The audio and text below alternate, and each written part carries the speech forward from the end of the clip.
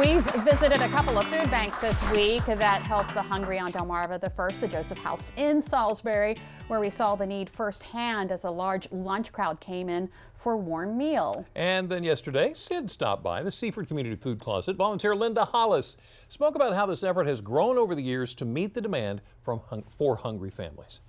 Today, we are learning about another local effort that's going to benefit from next week's Rising Tide event. It's the Samaritan Shelter in Pocomoke City. Yeah, you might remember just a few months ago, they were dealing with an improperly working freezer, and they had to toss a lot of food, frozen food that would have otherwise have gone to feed the hungry. But the dedicated team at the Samaritan Shelter persevered, and they continue to help those in crisis. And we'd like to welcome back to the show the director of the Samaritan Shelter, Shelly Daniels. Thanks for being here this afternoon. Thank you. So before we get into the efforts, I want to talk about picking up the pieces from that broken freezer. What was that like? It was a nightmare.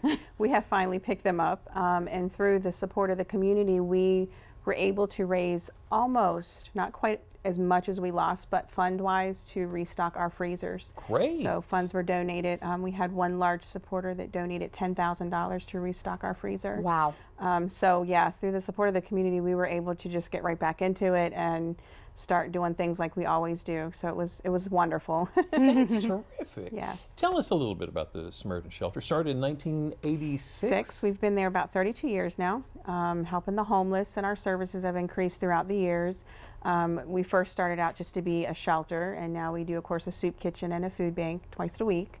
But it's just been ongoing, and the needs are just getting worse, and you see a difference in what it used to be and who you helped back then into what you're helping now today. Wow. What is that difference? A lot of addiction, a lot of opioid addictions, alcohol addictions, a lot of mental health. And to get the services they need sometimes can be a lot of red tape to cut through, so it takes us some time to help them. So it's a lot of different scenarios nowadays to what it started 32 years ago. Yeah. I assume it's safe to assume that it means a lot to them what you do. Have you heard anything back from anybody? Have they shared any stories with you? All the time. Actually, I was at my other job that I work at, and a gentleman came in, and we had helped him like 8 years ago, and I remembered his face. He didn't remember me, and I went over and said something to him, and he said he's doing wonderful. He's still in his housing program, and he's still doing everything he's.